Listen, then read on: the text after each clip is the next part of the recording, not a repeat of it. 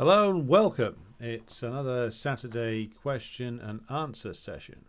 So I hope you're all sitting comfortably, and I'll be beginning in just a moment. And just after I've done some more promotion of the live stream in the relevant social networks. Hope you're all doing okay out there. We've got at least 12 questions to get through today, and might be here a while. May even have to take an intermission in the beginning. Who knows? A lot of good questions from Patreon. A lot of good questions that were submitted the other night after the program on the dictatorship of the proletariat. Seemed to provoke a lot of comments. Right, so hello to Kevin. I think you're over there in Merseyside. Hello to Irish Partisan, comrade over in Minsk. Hello to Jerry. Hello to Lavitz. Hello to Slava over there in Chicago. Right, so this is an assemblage of questions that have come in from over the last few days, and I'm going to be working through them in the order that they arrived. And if you've not liked and shared the stream yet, be sure to do so. It always helps to drive people in, beating the chicanery of the algorithm. So I'll begin with a question that came in from Beju the other night, and it reads as follows. But before that, I'll say hello to Roddy, J, and D in the chat. And I'll just adjust the chat to make sure I'm seeing everybody's contributions. There we go. Okay, so first question from Beju. This came in on a stream the other night. Reads as follows. As an ordinary trade union member, how can I effectively organise within that union and spread Marxism to bring about real change for ordinary workers? Something of a challenging first question to begin with, but I do have a little bit of experience in this, mainly towards the negative side in terms of what doesn't work. Now, most trade union members in whether it's the public or private sector trade unions in Britain today anyway, are barely active at all in their trade unions. Most will not go to a branch meeting. Most they might know who their branch secretary is. Most, I would guess, will not. They don't have much of a relationship with the trade union. They don't have much of a relationship with its structures, with its processes, or anything like that. And that's not their fault. That's just the way that the trade union structures are now. And so bringing ordinary workers to Marxism, well, I think that there's two sides to that. First of all, there's first part of Beju's question, which is how can you effectively organise in that union? So the first stage, in my view, in trade unionism is to actually enable or help workers to get more active inside that union. Now, I spoke just the other night at a Twitter space, X space, thanks Elon Musk, on the subject of the limitations of trade unionism. That was with the comrades from the Class Consciousness Project. And of course, again, to go back to basics, trade unionism is limited by its very nature, but it can be a good training school for workers in terms of them learning the basics of class struggle and organisation and learning about how the contradictions of capitalism do affect them on a daily basis in their working lives. And so for that reason, it's important to, as a starting point, encourage workers to get active in their union. Even if that just means going to the branch meetings, finding out when they are. And if your union's run by, well, locally or nationally, a bunch of absolute losers, like the ones in Britain are, then encouraging workers to get more active by standing for office, if they feel like they can do it. And most of the time, you couldn't do a possible worse job than the people who occupy those posts already. So getting active in the union is, I would say, the first step towards politicization. Now, the second part of the question, spreading Marxism amongst ordinary workers, I think that should follow along from that.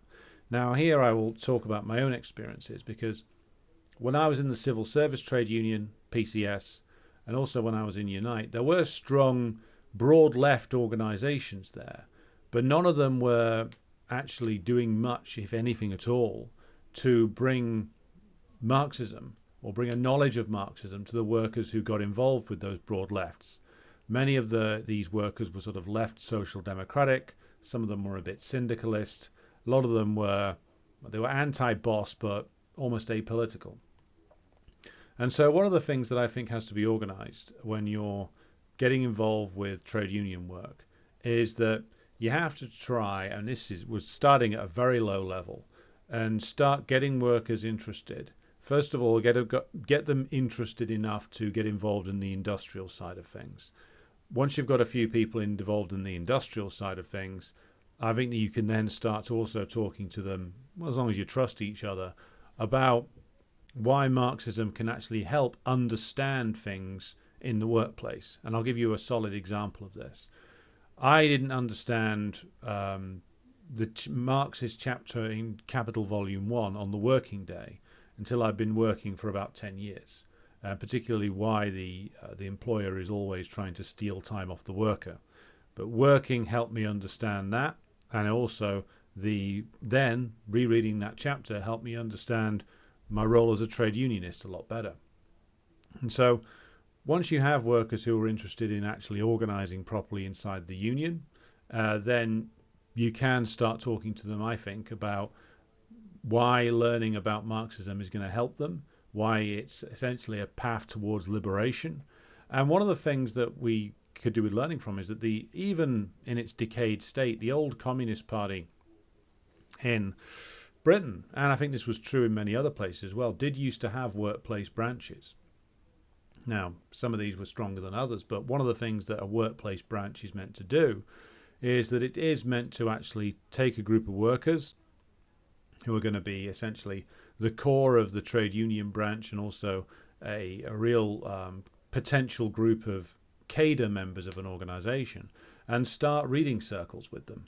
And you have to remember also that even before communist parties were formed, there were reading circles that existed even on like the London docks and places like that.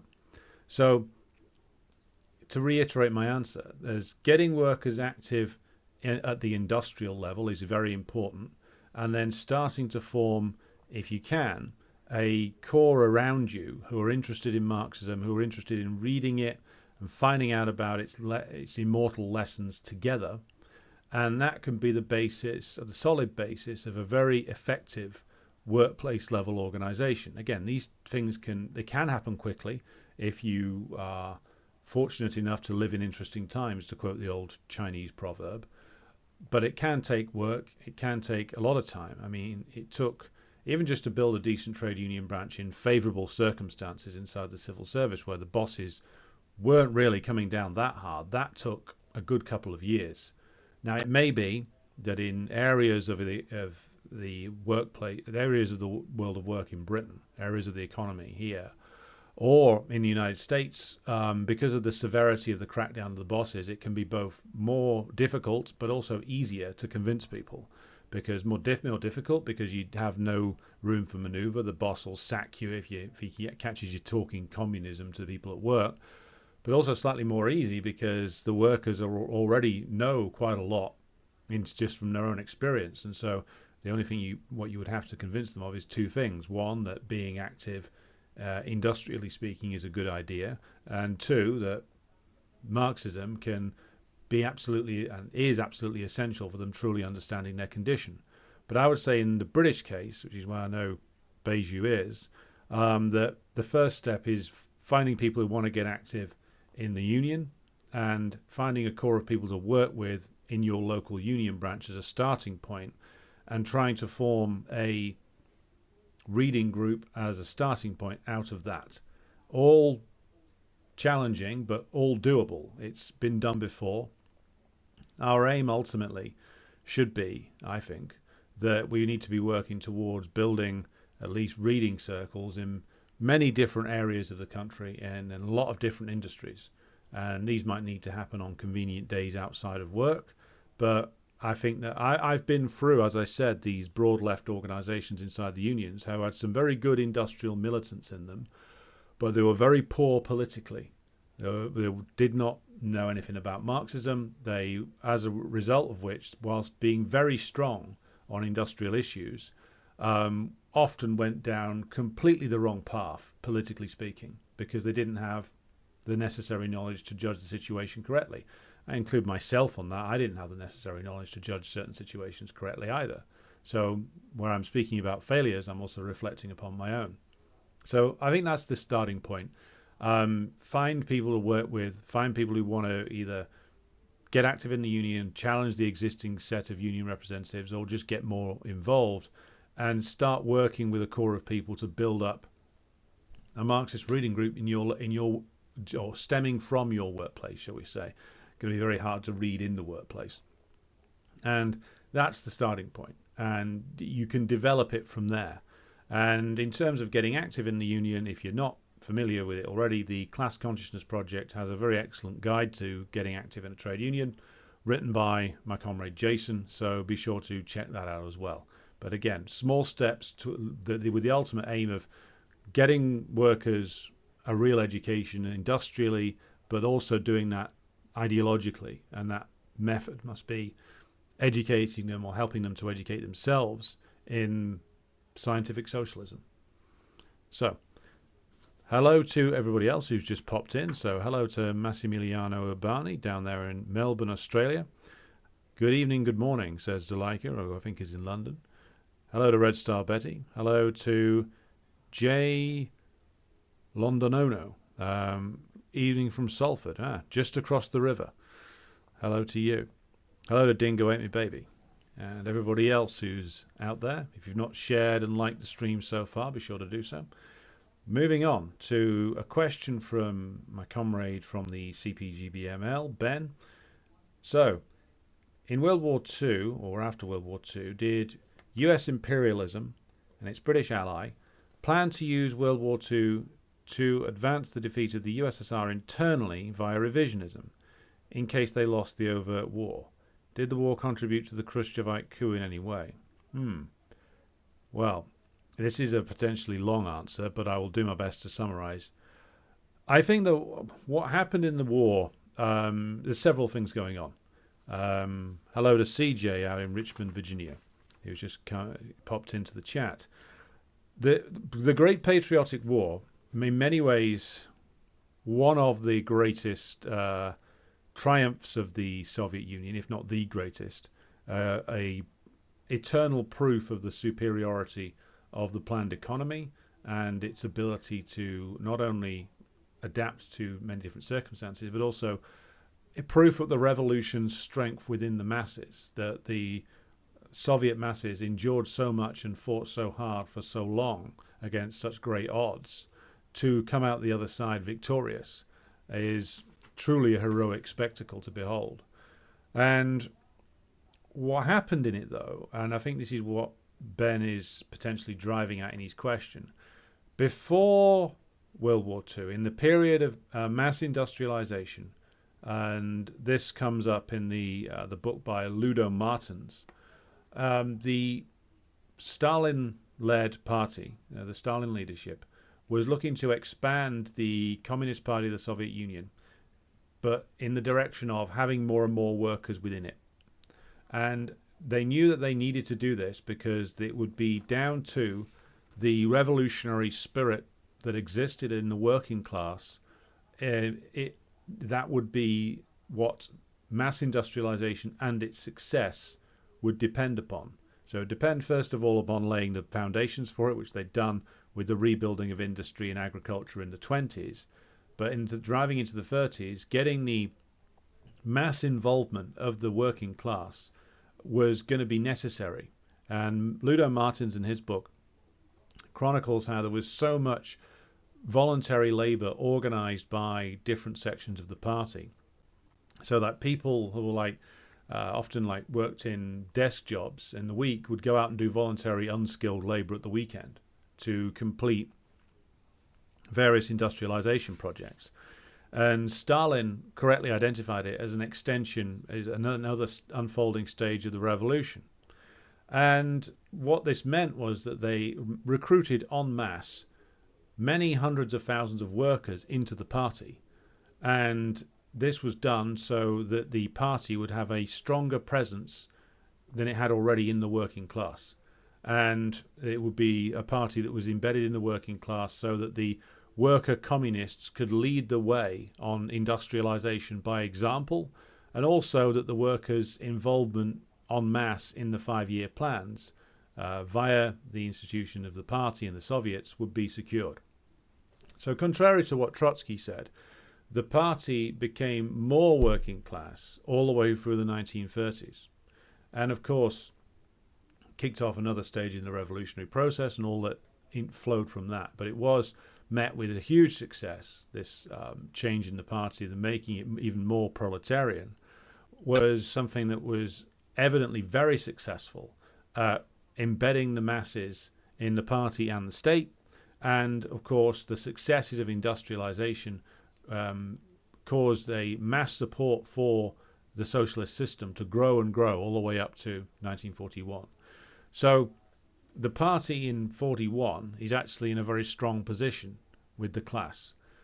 One of the big casualties of the war, though, is of course the working class cadre of the CPSU to a large extent, because the worker communists were often the first to volunteer for the army to go to the front, the first into battle, and the last to retreat, and often the ones who refused to surrender and held out to the end.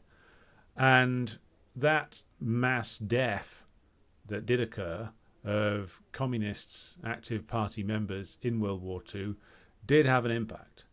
Now, I'm not quite ready to say how much that led to the Khrushchevite revisionists taking hold, but I would say that revisionism had always been there.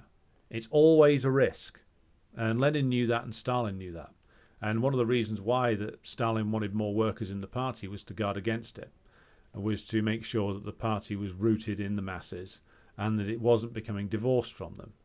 Now, the party comes out of World War II damaged because, of course, it's lost huge elements of its cadre and it has to rebuild. So the question of like, well, where does revisionism come from? Revisionism, I think, perversely, is a product, in a way, or certainly Khrushchevite revisionism, is a product of several different things. It's a product of the damage done to the working class base of the party in the Great Patriotic War. I mean, that potentially weakens the party in terms of the number of politicized workers who were involved in it, because, of course, the best of them went off and sacrificed themselves in the war. The worst of them survived hiding in the bureaucracy somewhere. So there is that. Second thing to say is, as I've already indicated, revisionism always grows back. And this is something that Stalin and Mao both indicated in their writings, and Mao actively tried to do something about it. And Stalin did too, but less dramatically perhaps than Mao did. And Mao, of course, had more time, was younger and lived slightly longer. So the state of play post 1945 is such that you see another enormous success of the USSR, which is that it manages to rebuild and also contribute to the building up of the people's democracies in Eastern Europe. And this, of course, leads to a new situation in which, of course, the USSR is not through any intention that the Stalin leadership had, but basically is left in a situation where it has to assist the Warsaw Pact countries, or the countries that were to become the Warsaw Pact countries. So you have this huge success in terms of rebuilding. You have the USSR at the peak of its powers in terms of an economic power, even though it's been severely damaged, it rebuilds itself. The masses are active and engaged. There is a unity between the intellectual stratum and the proletariat at this time. But I think that the damage inflicted by the death of so many experienced worker communists did enable the more opportunist, revisionist tendencies to take root. And they took root especially in Leningrad and Moscow, it seems, where if you read about there's a series of controversies that occur in the late 40s that are put down to Stalin's paranoia. Stalin's going mad, one of which was the controversies regarding cultural matters, where Andrei Zhdanov was trying to purge or trying to force out what was regarded as Western influences in Soviet culture. And Zhdanov and Stalin identified this as being a potential danger because they could see that the power of US imperialism was going to be a huge problem, both in terms of its threats to the Soviet system, but also that its cultural influence could wreak damage as well, because of course the sheer weight of the power of US imperialism brings with it a huge cultural power as well, which it's very important not to ignore. And so this was all put down to, Stalin's going mad, he's purging the artists and writers, but what was actually going on was that Stalin and Zhdanov and others were trying to make sure that art and culture remained on on the basis of proletarian ideology, which is a difficult thing to do. It's a struggle that must be waged by the artists and writers themselves. And of course, this gives a lot of propaganda to the Westerners, who claim, of course, the Americans and the British, that, we value freedom of expression. Of course they don't. They value freedom of expression as long as it fully expresses and perpetuates bourgeois ideology.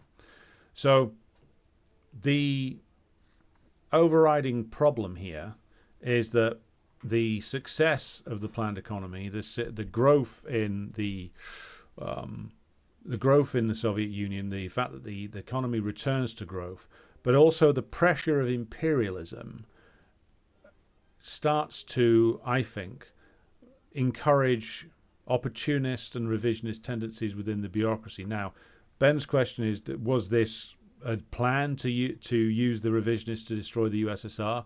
Well, I can't say for certain, given that the Russians aren't giving up the records on whether Khrushchev had secret meetings with the CIA or not yet.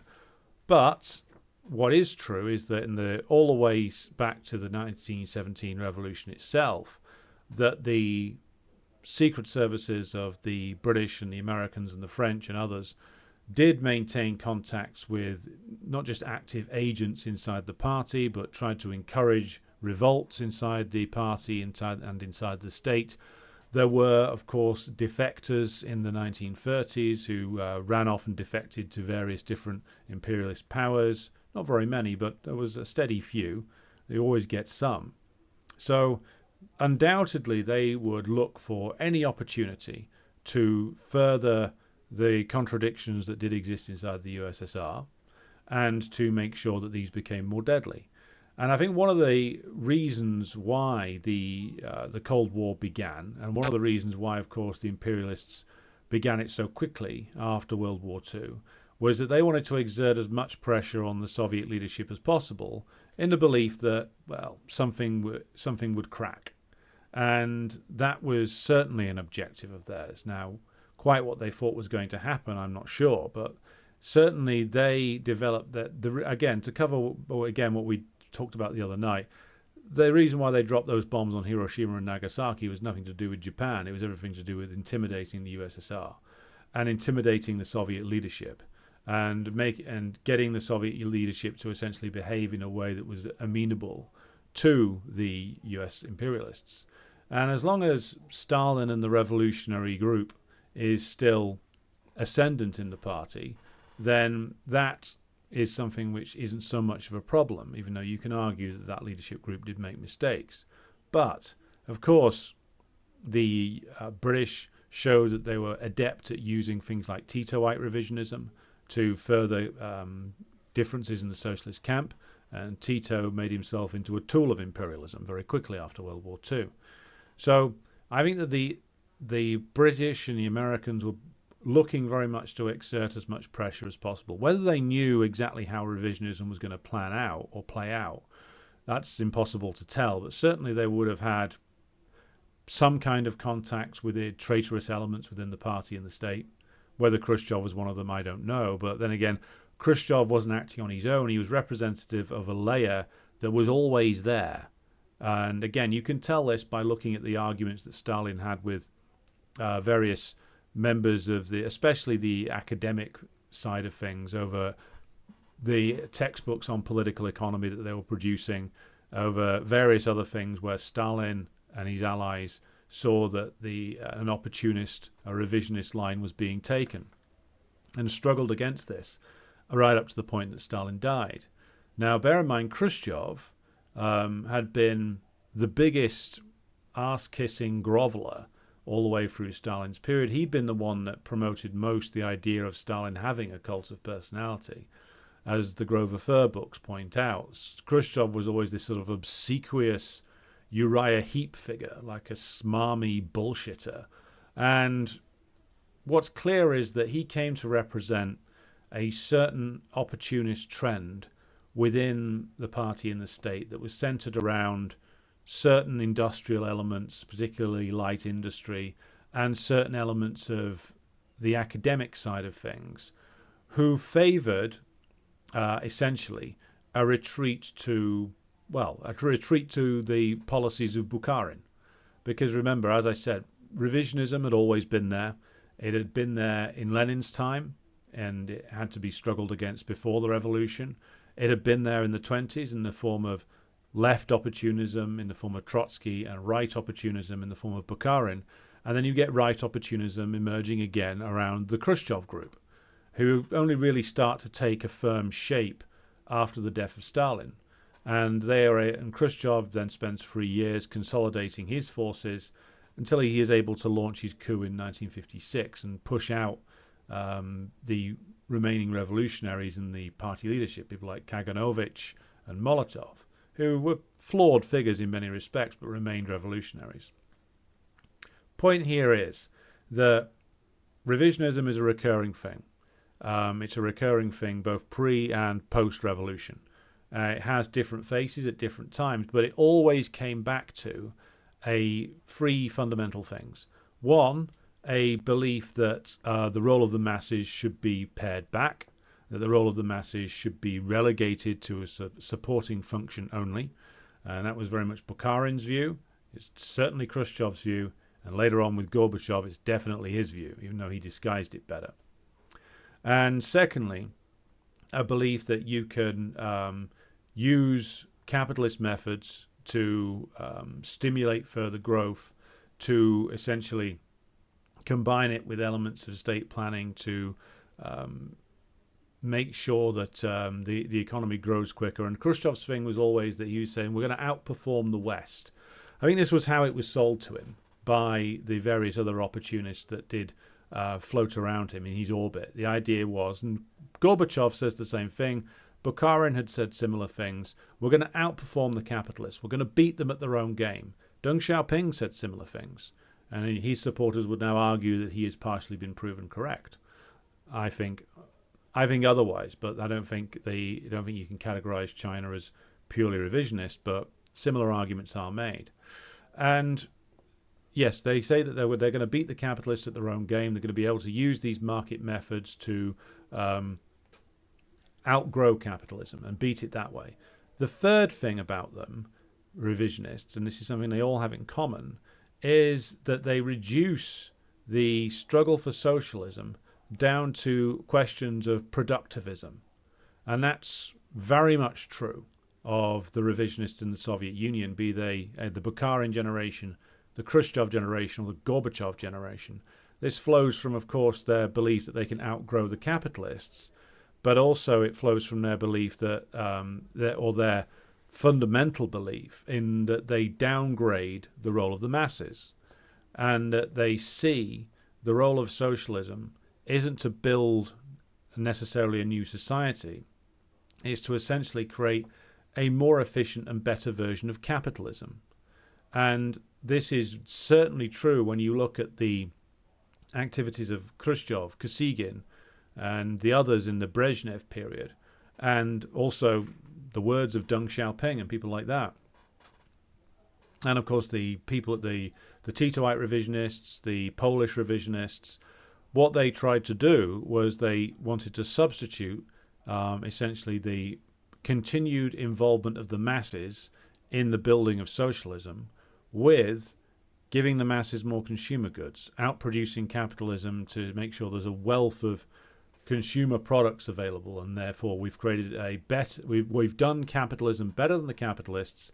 The role of the masses is to consume. That's another core revisionist tenet, and you can see that in all the revisionist countries.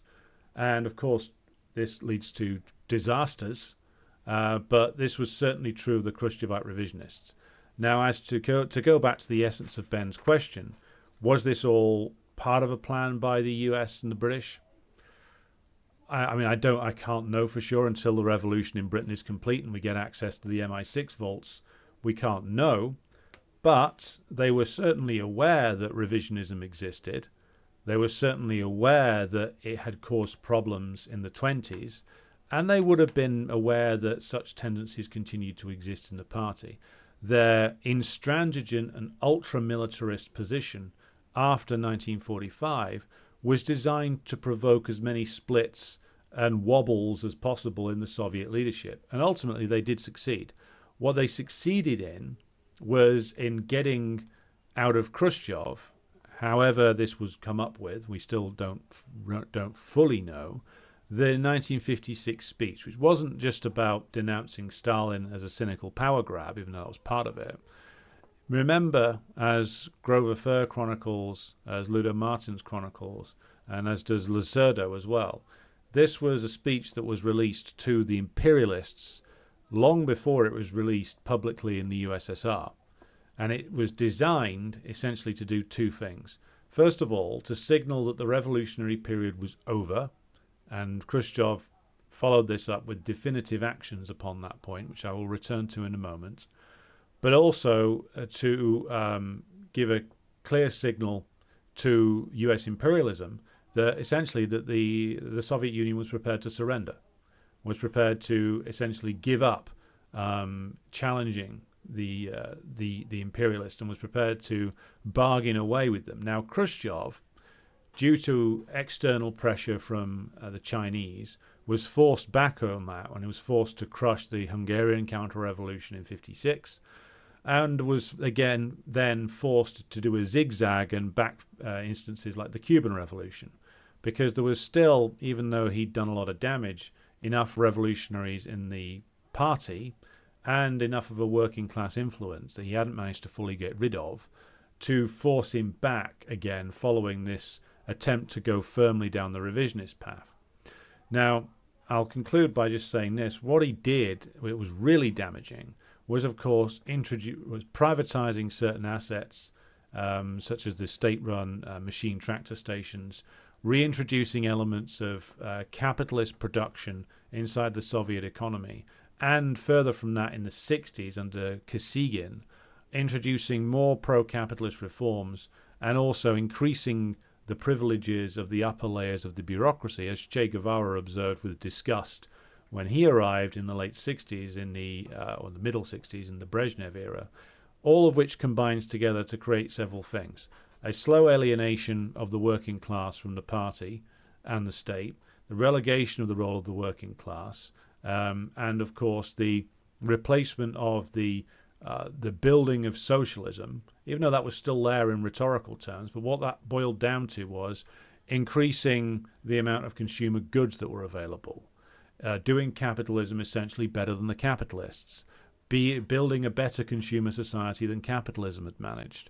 And of course you get the flourishing underground black market capitalist economy that regrows as a result of Khrushchev's so-called liberalization. So all of that combines together to create the conditions that will ultimately destroy the Soviet Union 30 years later.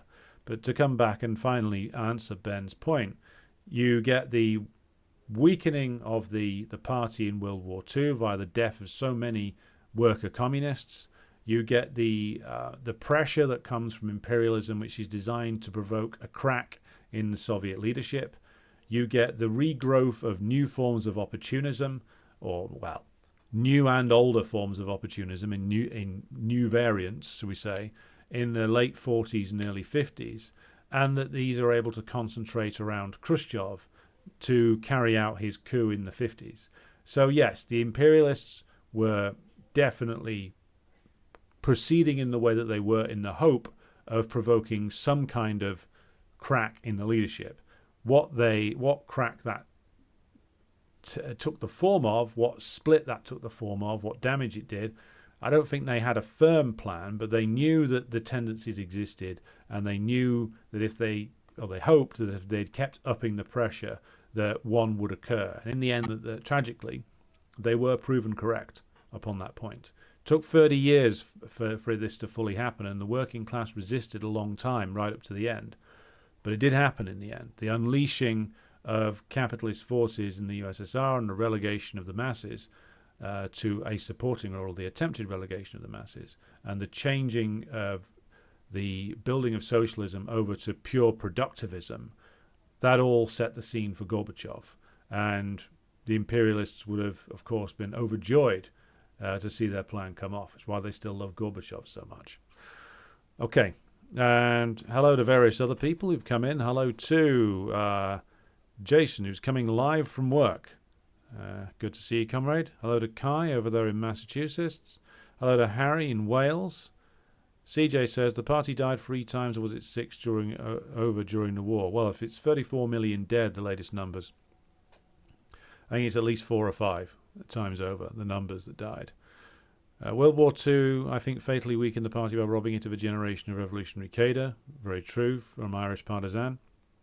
Hello to Chris Bernardle. Hello to Peter, who's dropping in for a moment. Hello to Muniz, right, who's catching up at 2 times speed. Okay, so, well, we're 45 minutes in and we've only done 2 questions. We might have to split this one in 2. So, following on from that, question from Yuan. Would a cultural revolution in the Soviet Union help dealing with opportunism? Excellent question. So it follows on nicely from the previous one. Now, well, the Cultural Revolution, or to give it its proper title, the Great Proletarian Cultural Revolution of the period 1966 to, well, broadly speaking, 1976, it has its ups and downs in that time, was, of course, the period in the Chinese Revolution that saw Mao unleash the revolutionary energy of the masses in the form of the Red Guards and other such type movements to essentially try and battle opportunism and revisionism within the People's Republic of China. And this is generally seen as a failure, but as I've said before, I regard it as something which played a very important role in strengthening the Chinese party ultimately. And it did prevent the Chinese Revolution from taking the exact same route as the Soviet Party, which is something that, by the way, Deng Xiaoping and Liu Shaoqi wanted to do. They wanted to follow Khrushchev as early as 56 to 57. So that Mao led various campaigns against this, and ultimately this led to the Sino-Soviet split, which did not lead to anything good in the end, but did strengthen the revolutionary tendencies in the Chinese party. So the thing to take from this is like, well, could a cultural revolution have happened in the Soviet Union? Well, in the time of Stalin, it probably could, given that the Cultural Revolution was started from an appeal by the acknowledged primary leader of the party in the form of Mao, and was turned against the opportunist elements. Now, of course, the Cultural Revolution was an imperfect process. It didn't ultimately win. It caused a lot of chaos. It's though I would say that unlike the Dengists, I don't see it as something which is a negative. There was a lot of progress made still on industrialization and, of course, experiments with regard to socialist governance, and various other things during that time in the 60s and the 70s. Now, the key thing that I think that would have been needed in the USSR would have been, of course, the reactivation of the masses in a way that would have challenged and defeated the rotten hierarchy in the USSR and would have strengthened the revolutionary elements in the party. Now, could that have worked is the obvious question. Now, there were strong revolutionary elements in the party right up to the end. And the problem was, though, they had no leader, or they had no leadership that could pull them together. So the question is, could it have worked? It certainly could have done, or at the very least, it could have hurled back the worst elements of revisionism. And certainly it could have helped in terms of smothering or cracking down upon the black economy. The problem is that there was no Chairman Mao figure. There was nobody after Stalin who had the stature to be able to call upon the masses in the USSR. And now partly that's a legacy of the war, as others have said, that so many had died, and partly it's a legacy of the way in which the Soviet Party became more bureaucratized in the 50s and the 60s. And the question would have been, well, who could have called for this? And that brings up the necessity of assessing, like, well, why was it that nobody was able to emerge in such a way as to be able to challenge the leadership? Now, I think the leadership were challenged in that they didn't get their own way. They were thwarted at party conferences. The opportunists were constrained for a long time, and also they continued to be constrained by the presence of the organized working class within the party, which is why Gorbachev's allies were so desperate to dissolve the party ultimately, because as long as the party retained a monopoly on power, then the working class still stood a chance of actually blocking the worst elements of the pro-capitalist wing. So the question always comes back to, well, the strength and the weakness of the GPCR was that it had Mao as its leader, but also its big weakness was that Mao, was the leader of it, was claimed by everybody. And everybody, because Mao had such prestige, everybody claimed to be acting in the name of Chairman Mao, with even opportunist tendencies that were existing and ultra-left tendencies.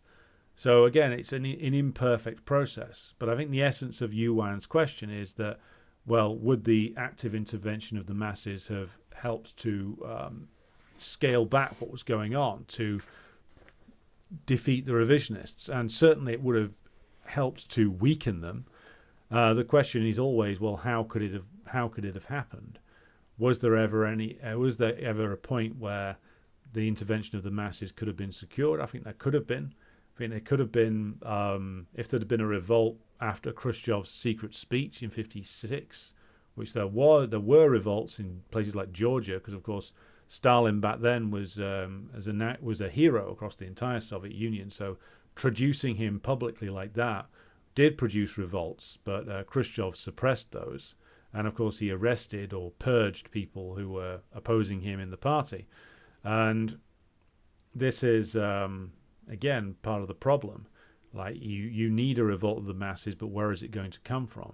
Also, the Soviet Party, because it still retained a significant working class chunk within it, wasn't wholly degenerated by the end. But again, it needs that spark. It needs Mao figure going out and saying, we appeal directly to the masses to essentially drive out the capitalist roaders. Now, the interesting comparison here is with places like Cuba or the DPRK, both of which, of course, have been under siege for an awful long time. And, of course, there would have been revisionist tendencies breaking out there. But certainly in the case of the DPRK, they appear to have not only survived, but not turned back too much on the planned economy or the involvement of the masses. So again, we need to study why were they able to succeed when something as powerful as the Soviet Union went down the road of revisionism. But all of this is a rather elongated way of me answering the question, which was, would it have helped in dealing with opportunism? Yes, it certainly would have done, because I would argue that the fact that the opportunists remain somewhat constrained in China to this day is a positive legacy of the great proletarian cultural revolution.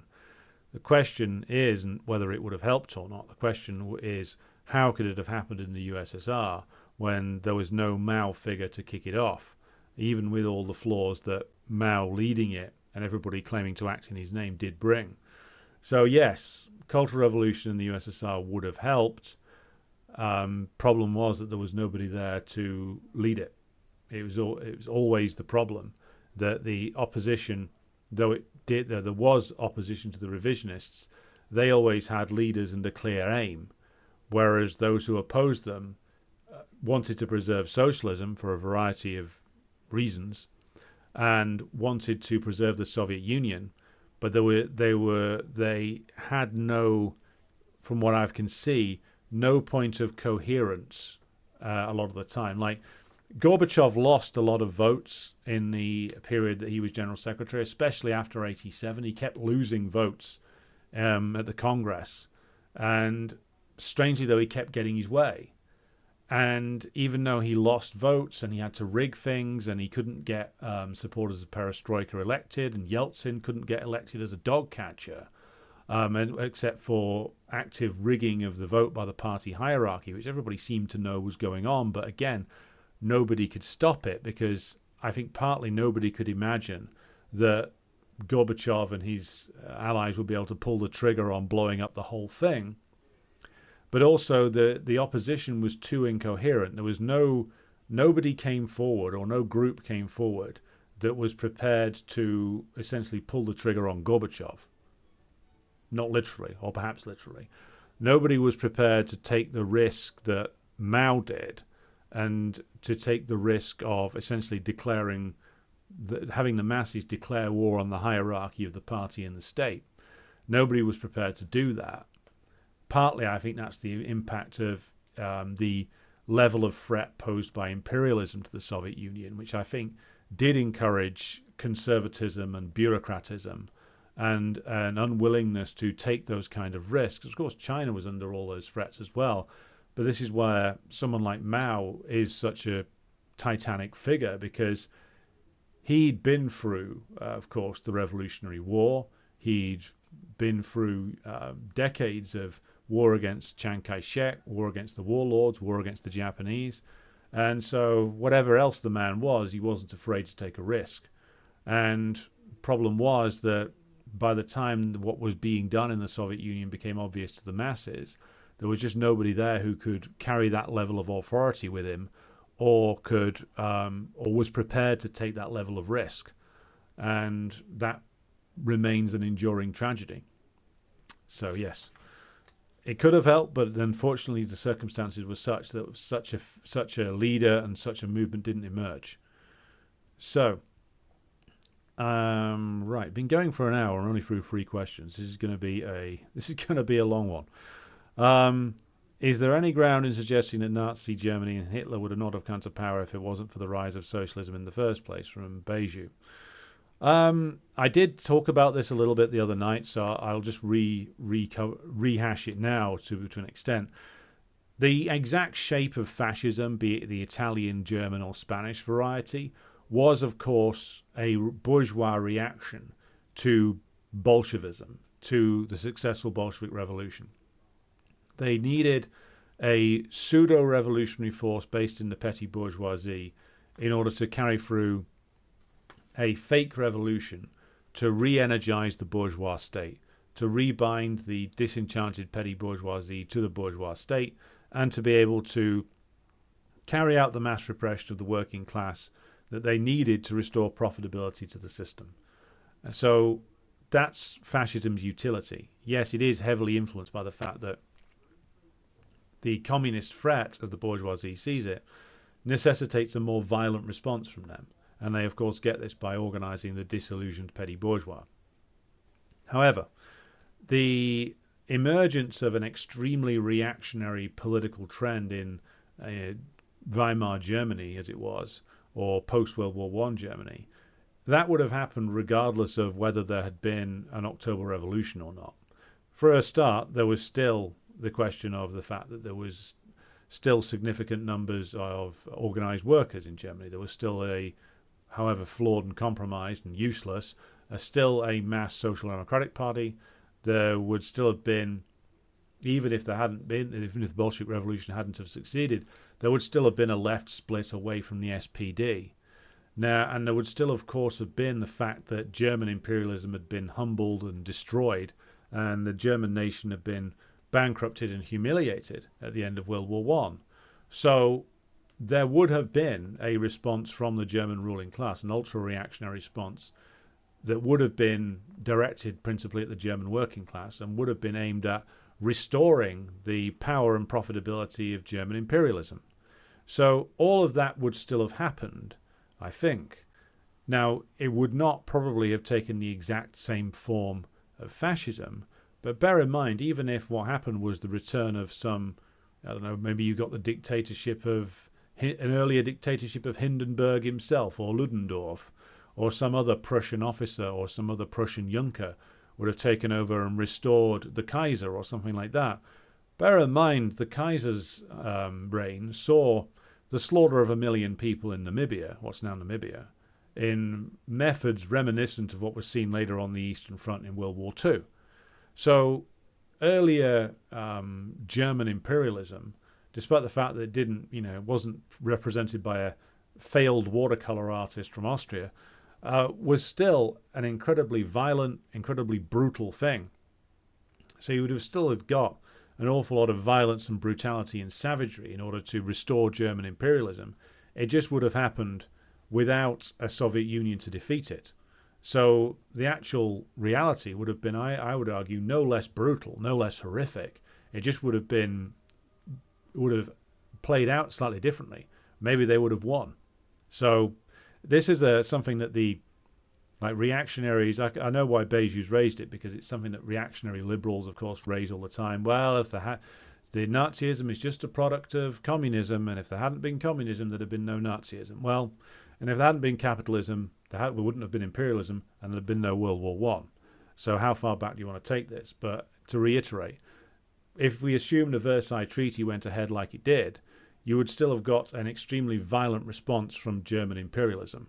And that would still have taken the same aims that the German imperialism did under the Nazis, which is aiming east, aiming to conquer what's now Ukraine and what's now Poland, and still aiming at the colonization of these areas by Germans.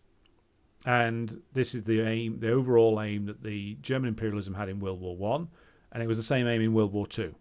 So again, you would have got a lot of the same things, just with different people heading it, and with a slightly perhaps more traditional Prussian militarist tinge to it, rather than the more pseudo-populist sort of fake revolution of the Nazis. But a lot of the same things would have been done, because fundamentally you're dealing with an imperialist country in Germany that's been defeated and humiliated, and a ruling class that seeks to urgently restore itself and restore profitability.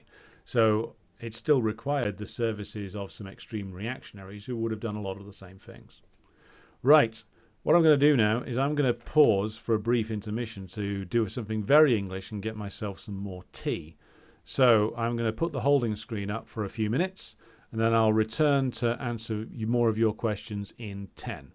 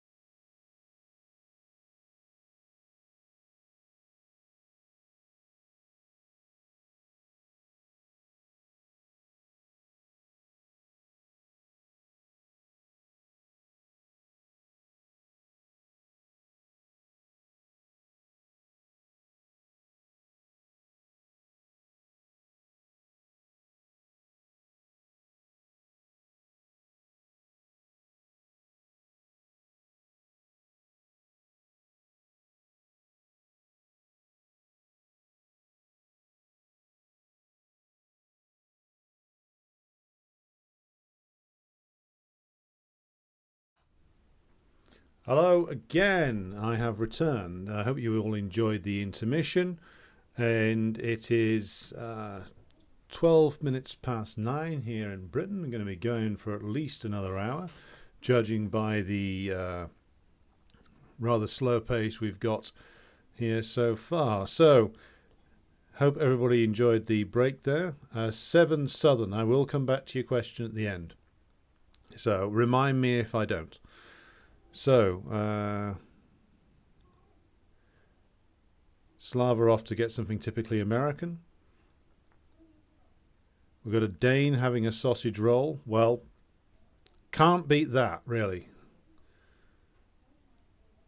So, everybody enjoying some second-hand Marxist literature. Okay, so moving on then. Okay, so we've got a question here from Harry, who I believe is around about in the chat this evening, wherever you are. And that reads as follows. If Jeremy Corbyn had been foreign minister or prime minister 18 months ago, do you think he would have negotiated with Lavrov on Russia's security concerns? Well, it's a good question. I would say on this one, this would have not happened. First of all, let's just assume that Corbyn had become prime minister. I think by the time what happened with by the time we would have got to late 2021, if he'd have won that 2019 election, he'd have been gone by 6 months in. I think it would have been a coup that would have been engineered quite efficiently by the Parliamentary Labour Party and the political establishment. He'd have first been rendered incapable of governing, then they would have engineered an economic crisis, then he would have been replaced by maybe Keir Starmer, maybe Tom Watson, somebody like that. And he certainly wouldn't have been able to carry out any foreign policy priorities that differed in any way from the existing set of priorities as expressed by the ruling class.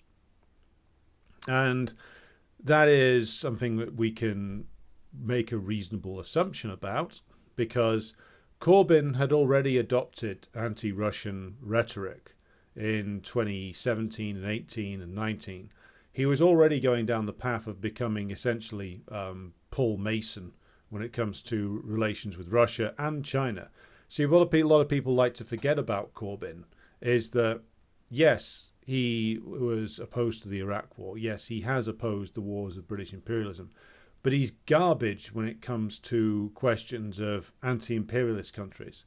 If you go back and look at his record when it comes to the Soviet Union, the socialist bloc, he was, much like Ben, happy to parrot all kinds of imperialist propaganda about socialist countries 40 years ago. And he was quite happy to essentially repeat all the garbage propaganda about Yugoslavia, about Iraq, and basically then just to disagree with the ruling class over the solution. And he was already vehemently anti-China and anti-Russia by the time that he lost that election in 2019. Would his instinct have been to negotiate? Yes, perhaps. But would he have done it? No, he wouldn't. Because, first of all, they'd have rendered him impotent and then rendered him out of power. He'd have been gone, I think, quicker than Liz Truss would have done. Maybe they'd have had to proceed with a little bit more caution because he had more popular support. But they'd have done what they always do with these people, which is run down their support, get them to fundamentally compromise themselves, get them to alienate their own supporters. Then they would have started economic problems. Then they would have got Corbyn to further alienate his own supporters by going back and reversing on all of the programme he got elected on. Then the trade unions would have panicked, or the trade union leaders would have panicked and pulled the plug on him and told him he had to go. Then you would have ended up with Keir Starmer in charge, or Tom Watson, either very bad solutions. So in answer to Harry's question, he wouldn't have ended up doing any of that. First of all, because he'd already taken the route of being anti-Russia and anti-China in his foreign policy statements. And secondly, because the ruling class would have disposed of him long before the special military operation even began. I think that the thing about Corbyn you have to remember is even though he was too much for the ruling class, he still wasn't any good. He was still the leader of the Labour Party, which is an imperialist party and always has been. and his own politics, despite the fact that he gets a lot of credit for opposing wars, he still solidly parrots imperialist propaganda when it comes to other countries that actually challenge British imperialism, be it the USSR back in the day, or China now, or Russia now. He still spouts loads of garbage about them that comes straight from the Foreign Office. So this guy isn't what people thought he was. I mean, I never thought he was that good myself, but I joined the party in the belief that something good might happen. I was wrong. A lot of us were wrong for many different reasons about the Labour Party and about Corbyn himself. So we need to put aside those assumptions. He's never been any good. And he specifically has always surrendered to the ruling class on the questions of foreign policy, as the Labour left has always done, or going all the way back to the 1920s. They've always been willing to essentially surrender on all questions of imperialism, because they think, being representatives of the Labour aristocracy, they can get a few concessions from British capitalism if they essentially don't contest the priorities of British imperialism overseas. And they're always wrong, by the way. There's precisely one period where concessions were made that benefited most of the working class, and that was 45 to 50. And that was because of the existence of the Soviet Union, which, of course, the Labour left always attacks and slanders, including Corbyn, by the way. So, moving on. Is the European Union basically a soft power win for German industrial capitalism? That's from Sneaks. That's from the chat the other night. Well, I would say that I used to think of it this way, that German industrial capitalism was the big winner from the EU. And certainly it's the case that the EU did benefit German industrial capitalism because of the knocking down of trade barriers that the European Union brought about, and the fact that the Germans were the most best placed to exploit that. But ultimately, the biggest winner out of the European Union is, of course, US imperialism, because the European Union started its existence as something which was a priority for US imperialism, in that it secured the political unity of Western Europe under the tutelage of US imperialism. There were some, including in the European nations, who thought that with the end of the Cold War and the collapse of the socialist bloc, the European Union would emerge as a power in its own right.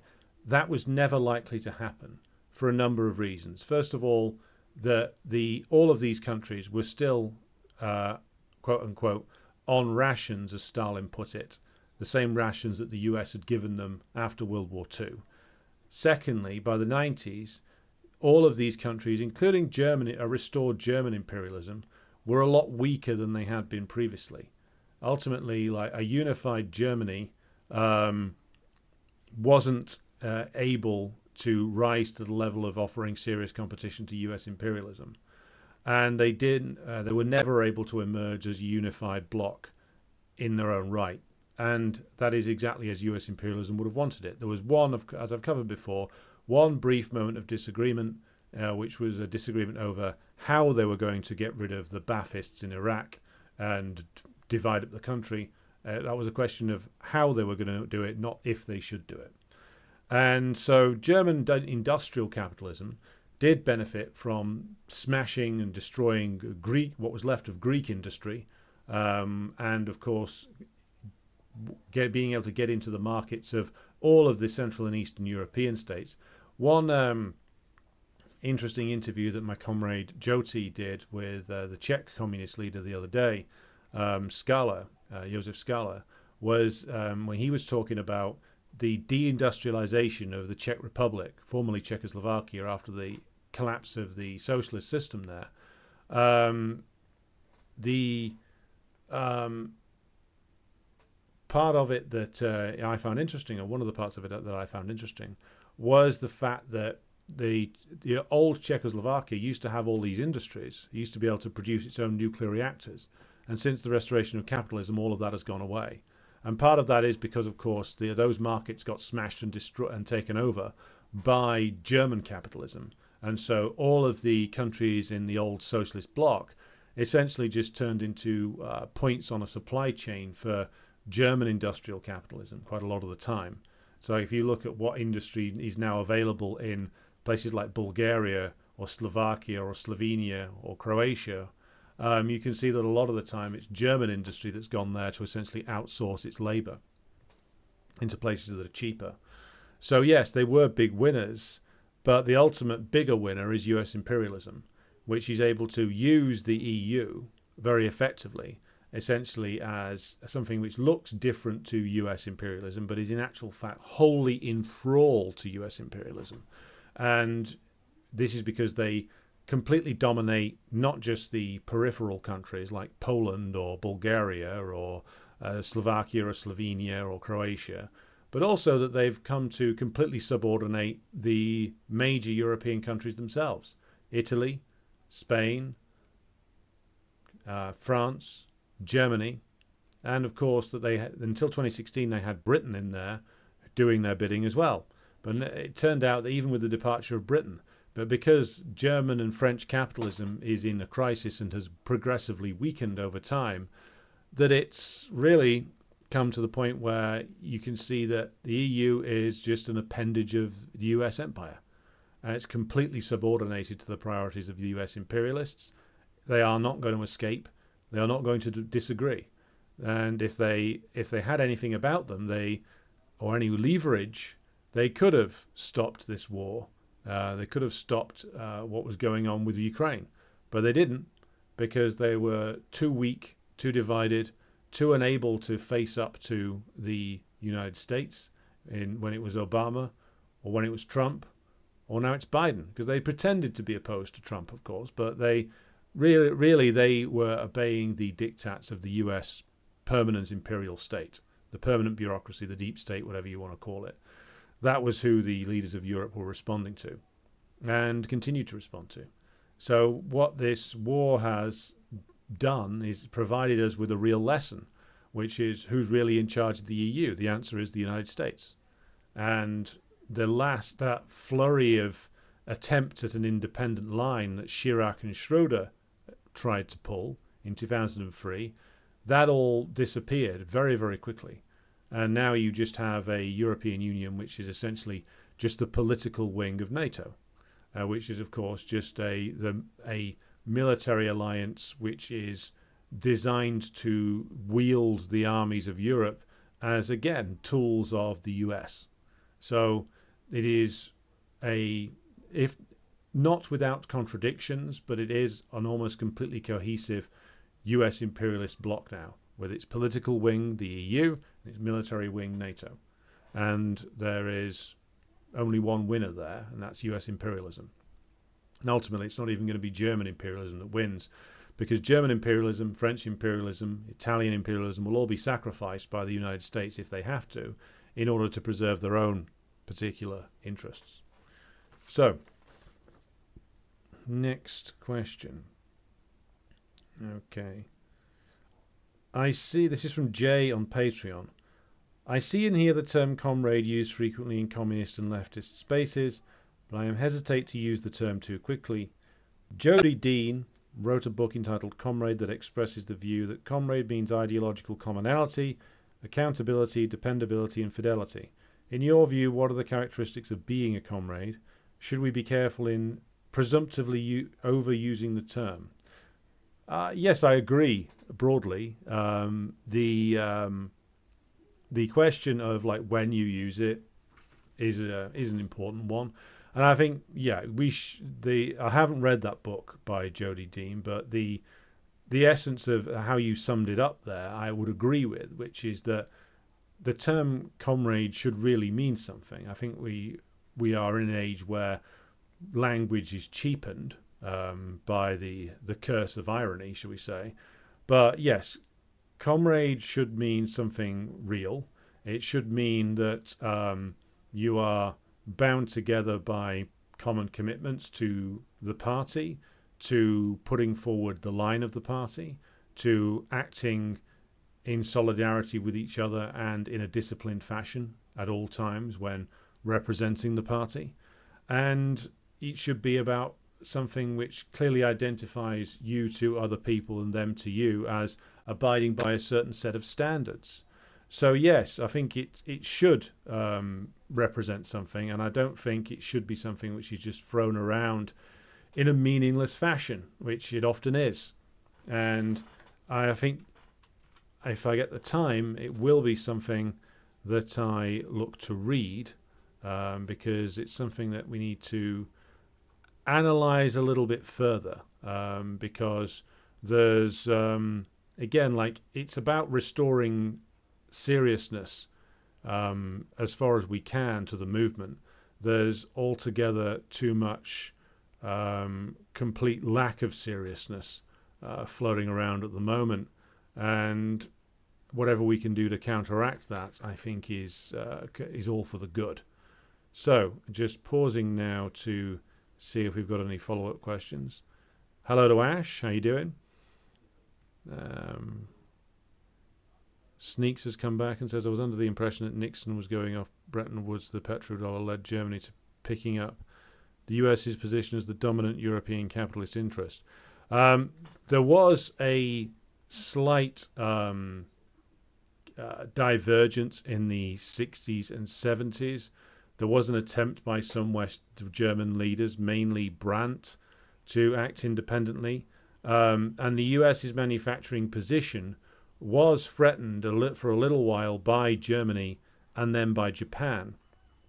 But one of the things they did with Germany, of course, was even though Germany had a powerful industrial position, it was still subordinated to US imperialism. And it was subordinated partly because, as Hudson correctly points out in his book, Super Imperialism, they passed the cost of stationing US troops in Germany onto the Germans themselves. So those bases in West Germany, as it was, the Germans were paying for their own military occupation. And then later on with the Plaza Accords, they managed to hobble Japanese economic development and get the Japanese to essentially torpedo their own economy. So even though industrially speaking, Germany rapidly caught up with and threatened the position of the US to a degree, the US was able to get both Germany and Japan to damage their own economies and remained completely subordinated beneath the US. So whatever challenge might have erupted there, the US was able to deal with quite effectively and quite efficiently, in that they held this block of all the major capitalist powers in the world together all the way through the Cold War, and, albeit with some tensions, managed to continue to hold them together for 30 years afterwards.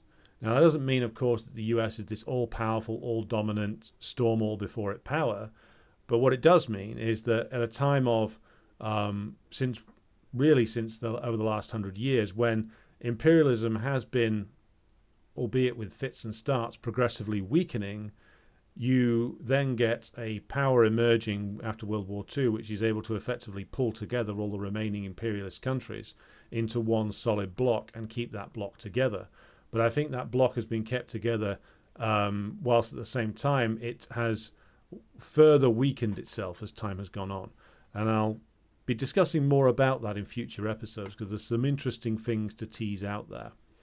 So, moving on then and looking at the next question.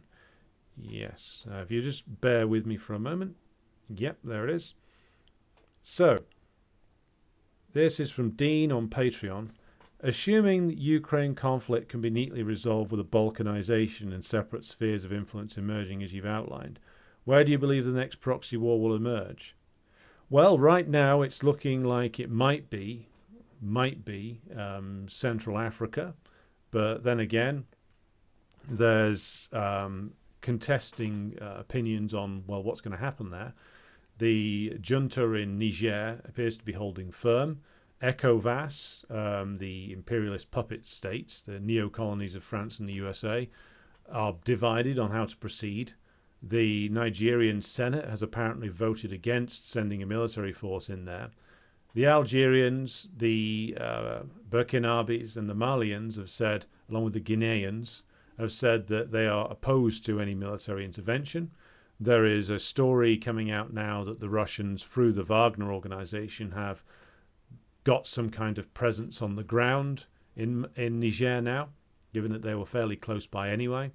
The US does have a base in Niger, but can't access it and can't do much from it. There's a German contingent there, but only of about 100 men. So they're restricted in what they can do in Niger.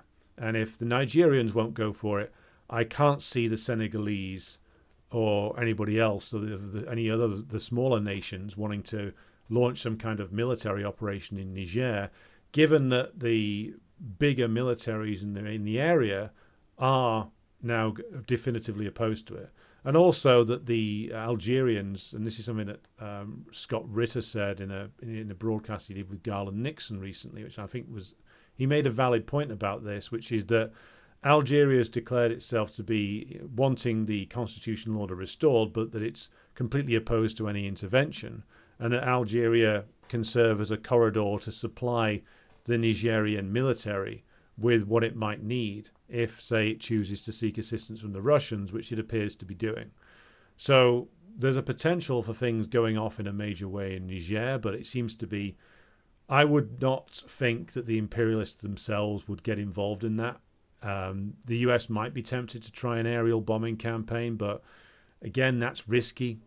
That only really works if the government in question is beaten down and alienated, and they're not and isolated. And they're not isolated. The Nigerian junta isn't isolated. It has its allies in the form of the Burkinabes and the Malians and the Guineans. So the potential for that bursting out is lessened. There's still a risk of things going off in Syria if the US tries to make trouble there. So keep an eye on that. The question of whether a proxy war is going to break out in and around Taiwan, that's an interesting one, because that calls into question, well, whether is the US capable of doing it? Would they seek to do it themselves, or would they seek to get the Taiwanese to essentially commit suicide? It's certainly a possibility that the various lunatics in the US Senate would seek to get the Taiwanese, or the Japanese perhaps, to act as their proxies there. But whether the Taiwanese could do that is doubtful, because it's very doubtful that the current regime there can survive. It may be that the irony of ironies, Chiang Kai-shek's old party comes back to power at the next election and resumes talks with the Chinese about reunification. Now that could be something that, if not securing a peaceful outcome, it could enhance the likelihood of one, because the KMT is committed to reunification now via negotiation. And the Chinese leadership have, of course, made it clear for many years that they seek reunification via a negotiated settlement. Maybe another case of one country, two systems, who knows? The ones who don't want a negotiated settlement are the US imperialists, who are desperate to use Taiwan especially to hobble the Chinese. Now, given that everything else they're doing is failing, their chip war isn't working, their attempt to isolate the Chinese isn't working, their attempt to isolate the Russians, who are a smaller economy, hasn't worked either. So I would say that the US imperialists might have an interest in trying to make trouble in Africa, but they're too tied up in Ukraine at the moment. The next project, I think, is going to involve China, and it is most likely their attempt will be focused on Taiwan. I can't see the US wanting to get involved in a long and protracted series of wars in sub-Saharan or Central Africa, given that their priority is to try and knock out the Chinese. So we are likely to see them try to affect the Taiwanese election to make sure that Tsai Ing-wen's party, I believe it's called the Democratic Party in Taiwan, retains power, or that the KMT changes its policy to essentially go along with US imperialism and be prepared to basically sink Taiwan. And also to increase their pressure on the Japanese to try and make them act as the foot soldiers for US imperialism. because they still won't want to see mass casualties from the US side. So if they can get the Taiwanese and the Japanese to essentially remilitarize Taiwan, then try and stick the Japanese in there perhaps as a big provocation to the Chinese, because of course Taiwan was the longest Japanese occupied part of China, and seeing the Japanese re-enter it would really provoke the Chinese. And so I imagine that there are people in the US state machine at the moment who are aiming at exactly that. So in my opinion, it's still going to be about Taiwan. It's still going to be about China. That's the most likely source of future problems that US imperialism will seek to create as its decline continues. Right. So, moving on. This is from JB on Patreon. Any thoughts about Radhika Desai's scholarship? I found her difference with Michael Hudson to be very interesting, and she seems a much stronger Marxist, maybe even ML, compared to Hudson. Yeah, I mean, she's very clearly that her analysis differs from Hudson on many different points. I mean, Hudson I find to be, I wouldn't even describe him as a Marxist, to be completely honest about it. He describes himself, I think, as a classical political economist. Radhika Desai, I mean, I must admit, I've watched a few of her lectures.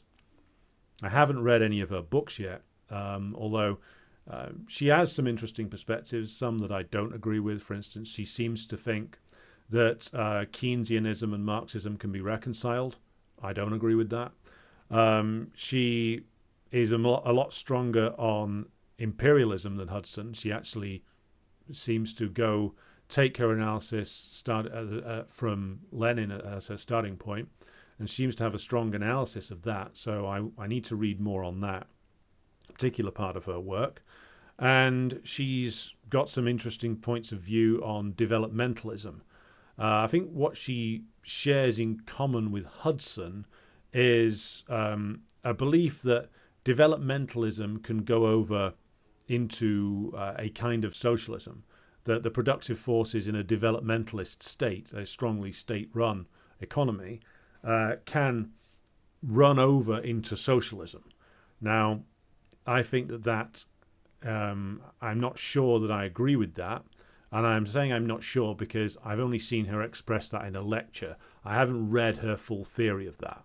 So until I've read at least a good length article, all I'm going to say for now is that her work seems interesting. I don't agree with her point on the reconcilability of Keynesianism and Marxism.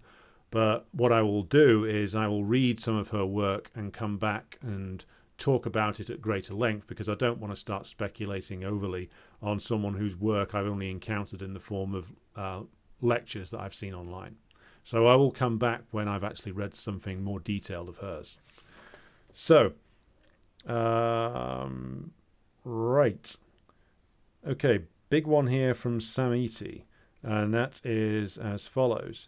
I'd be interested in your perspective on the Arab Spring and its aftermath. I have a background of having communists on both sides of my family, Iraqi and English, and grew up in Iraq until I was 14 when Saddam first came to power. Communists were numerous across the Arab world at that time, but their influence declined as resistance to the West took place via encouraging religious identities that have also been encouraged by Western powers to bolster resistance to the spread of communism. Too much history to unpack in a question, but I would be interested in your perspective. So, well, Samiti is correct in that the spread of communism in the Arab world, I'm going to pause for a very English sip of tea here, was they sought to stop it in a variety of different ways. And the interesting thing is that the various ways they sought to stop it, they ended up then later fighting. So initially, of course, and infamously, the Iraqi Ba'ath Party did have an alliance with US imperialism for a while and was an anti-communist force that was used specifically to destroy the Iraqi Communist Party in the 1970s. So there's that factor, that this was the Ba'ath in Iraq were the choice of US imperialism for a while. Saddam had a dubious relationship with the CIA for a while. And, of course, the Iran-Iraq war was something where the US imperialists were playing both sides. Now, the decline of communism, of course, partly comes through direct assault from the Baathists and also from the Islamic fundamentalists, which both of whom were encouraged by imperialism at certain times. And then later on, of course, the Islamic fundamentalist types split in the more Islamic nationalists types like Hezbollah in Lebanon, who are more of a nationalist organization that is organized upon religious lines or organized around a specific version of Shia Islam. And of course, you get Hamas in the Gaza Strip and Palestine, who it is pretty well established the Israelis did something to at least encourage its growth in the 80s when it was running as an anti-communist force opposed to the PLO, and then ended up fighting it in the 90s and 2000s when, of course, they lost whatever control they ever had over it, which I think is quite limited. Certainly evolved into something which they didn't control.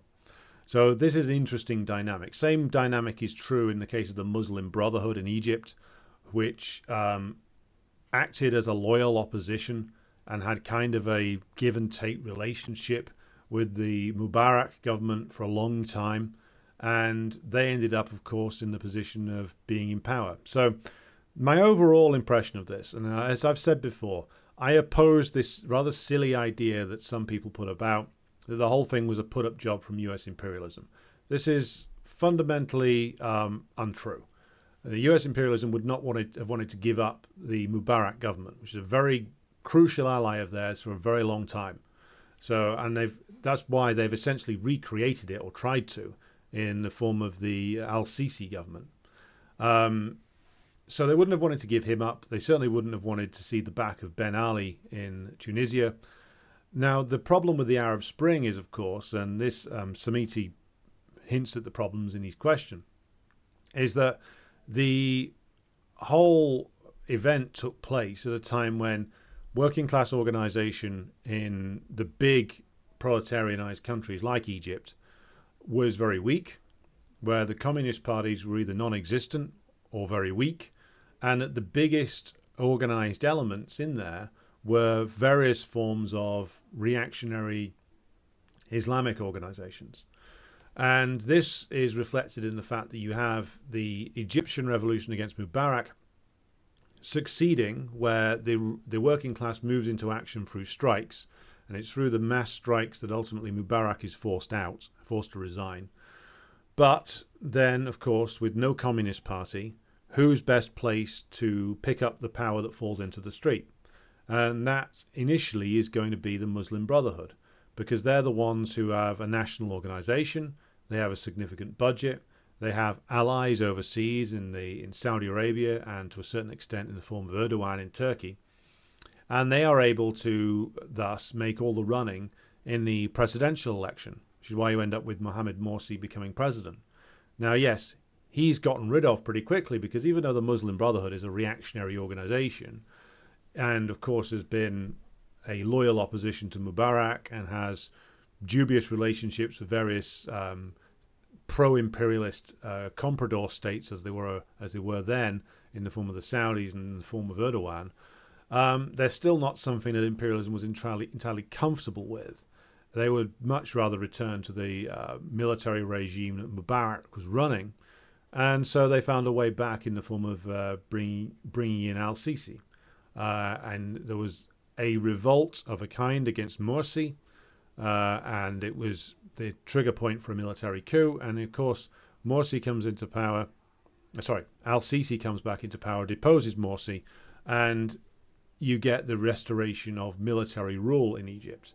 Now, of course, al-Sisi has since then sought to balance himself between the East and the West a little bit, building relations with the Chinese and the Russians, but he's still, I would say, a largely dependable ally of US imperialism overall, even though he's showing some hesitancy about it at the moment. So the real problem for the Arab Spring, as is the real problem when you get any revolt coming out of a period where communism and communist parties and working class organization are all very, very weak, and yet you get a revolt that is leaderless and incoherent in terms of its makeup. The working class isn't playing a leading role in it. It's tail-ending petty bourgeois tendencies. And so you end up with what you ended up with in Egypt, which is essentially chaos, then an attempted bringing together of a new form of bourgeois rule under the Muslim Brotherhood. That doesn't work. They are unable to carry a majority of the ruling class with them. The Egyptian comprador bourgeoisie still prefers the military, and that's what you end up with. And at each stage, there were opportunities. If there had been a strongly organized communist party in Egypt, if the proletariat was at a higher level of class consciousness, you could have at least seen perhaps the return of some kind of Nasserism, some kind of Arab nationalism. But as things stand, you ended up reverting back to the balance of forces, albeit slightly changed, that existed prior to the revolution of 2011, which is a return to military rule, albeit now one military rule that's looking towards China and a little bit towards Russia as US imperialism's role has weakened. But this is the tragedy when you get revolts again with no clear working class content, with either very weak or no communist party at all. It ends up cycling back around again to one bourgeois faction or another being able to seize hold of power and reimpose their will on the situation. Because even though the arc of history does bend towards communism's victory, it doesn't happen automatically. You need the forces on the ground. You need the organization within the working class to actually make this happen. And if it's not, then the pre-existing set of class forces are able to come back again, which is what's happened to a certain extent in Tunisia and to a large extent in Egypt. And of course, then US imperialism is able to, once it's got a handle on the situation, they're then able to step in. And because there's no communist presence, they are able then to use the revolts of the Arab Spring and repackage them for their own purposes. So they then stage these interventions in Libya and Syria under the banner of the Arab Spring. And I remember, because I was working in an NGO at the time, that this NGO suddenly rebranded everything was to do about Arab Spring, the Arab Revolution. And there was all these British intellectuals leading seminars in the Foreign Office about, what should we do? It's about the Arab Spring. The Arabs want freedom. How should Britain respond? So it's clear that the imperialists had essentially adapted to the situation and were now going to use this rather formless, leaderless mess that had been conjured up by the mass opposition that did exist to regimes like Ben Ali or Mubarak. And we're going to repackage this and use it to pursue a pre-existing agenda, which again is the danger when you get a revolt of some kind that, again, has no clear leadership. The most organized force in any particular country is going to be able to seize control of this and direct it accordingly. And that's what happens in a place like Syria. It's what happens in Libya. And this is why the imperialists were able to carry out their war in both countries, because they were able to do it under the flag of the Arab Spring, even though when it began, it was something that was actually against imperialism. But this is how, if the political forces can be changed and bent to the will of those who are the most powerfully organized. And in this case, 10 years ago, there was no one more powerfully organized in that particular area of the world than the US imperialists. And that is why they were able to twist it to their own ends and use it. So, moving on. Okay, this is from Ash, who I believe is with us tonight. What do you think of communist women organizing certain events or groups only for women? That could be a conference that men could be part of, or a women's caucus in the party. Can it help women communists build confidence, or does it just create division? Well, this was something that was a subject of debate in the Russian Revolutionary period. Alexandra Kollontai raised it with Lenin, who said that this shouldn't be something that happens because that we don't need to be dividing women from men. We need to be encouraging more women to be part of the party. We want more women workers to be part of the party. We don't want them separated off somewhere. And this is something which has recurred in terms of a debate over and over again, both in communist parties and in the trade union movement. In the trade union movement in Britain, and the question here has been raised many times over whether should be women's caucuses and whether should there be women-only sections, and there are, and they're all terrible. Because the entire trade union movement leadership in Britain is terrible, the women's section isn't going to be any better or any worse. Just because it's a room full of female bureaucrats doesn't make them any better. And so, yeah, that when it's tried in the trade union movement, it's whether it's women's section, gay members section or anything else, it just ends up being a career route for junior bureaucrats looking to slither their way up the pole, and it doesn't produce anything good at all. I doubt most working class women know that the women's sections in the trade union movement even exist, because they certainly don't do anything for working class women. So the other question, though, which she's, I think the direction Ash is driving in with her question, which is that should there be female-only sections of communist parties? Now, the argument that I've heard put forward for this is that this is something that is required because most Marxist organizations are still dominated by men, that in meetings that are run by men, women are less likely to speak, less likely to be involved. And of course, it ends up in a vicious circle of not enough women being involved, not enough women speaking in meetings, women getting put off, and even less women getting involved. And the party's culture being designed around the activities of particularly younger men and putting off women who might have family responsibilities, caring responsibilities, which of course women more often than not in capitalist society are the ones who have to bear those particular responsibilities. And separate female-only meetings are ways of boosting female comrades' confidence, of talking about things away from the ears of men, and this can help in boosting female participation in the party.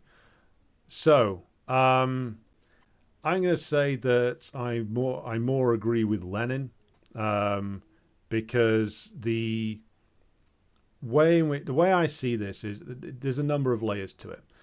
As I said when I was talking about the question on feminism about a week ago, the question of the internal culture of a communist party is important in terms of we want absolutely to be a reflection of the class, which is that it's the class, of course, being the working class, being half men, half women. And so we want equal participation of women workers in party structures. We want to make sure that that this is something that we're working to achieve, and if we're not achieving it, then we need to ask why. Does having female-only sections help with that? The experience in the trade union movement tells us no, and I'll outline my own objections to this now. I think that the challenge for us is to build an internal party culture which reflects the kind of behaviours we want to see in a socialist society, where there's the old phrase of Lenin's that communists should be tribunes of the people, and that we should model amongst ourselves the behaviour that we wish to see the new society built on. Of course, this is going to be a big struggle because we live in a capitalist society, and ridding ourselves of bourgeois ideology is going to be a difficult job, but it's a job that a serious communist party needs to undertake. And as I said in the previous episode I did on this, the way in which this needs to be done is that we need to be setting a clear code of conduct, an expectation that all comrades should be living up to, and we certainly should be challenging behaviour that might be present in the party, no matter where it comes from, that is representative of the worst elements of bourgeois ideology. And that means, of course, that positions on things like, you get some creepy bastards trying to call themselves Marxists, saying that they're pro-porn, pro-prostitution, pro-gender ideology, all that garbage that is something which is very specifically directed at making life worse for working class women.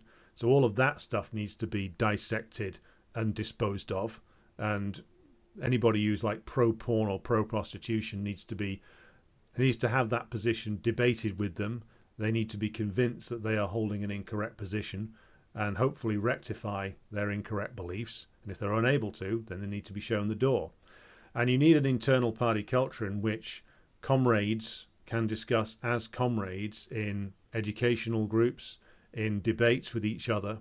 And that means, of course, conducting ourselves in a calm, measured and respectful fashion where everybody is made to feel that they can express themselves, they can argue a point, but also that as part of that, we are conducting a political education process that enables all comrades, men and women, to express themselves fully and properly in a Marxist fashion, and therefore building within all of them the confidence to do so.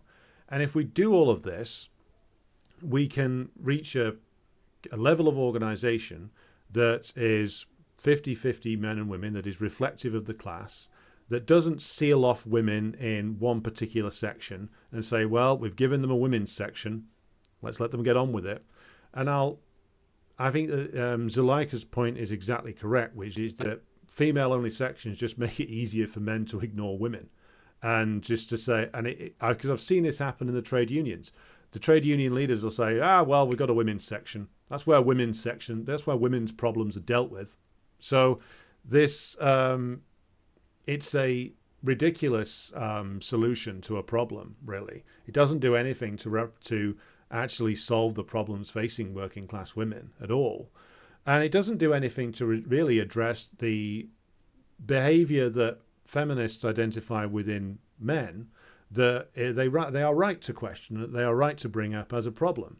The only way we're going to overcome the devastating impact that bourgeois ideology has upon men and women is if we're able to, of course, build a genuine sense of, or a reality of real and practical solidarity, to actually not only recognize each other as valued comrades, as brothers and sisters in the struggle, but also as partners in building a new society, and to see that we are engaged in the process of being able to create a society which enables the free development, the genuine free development of both men and women.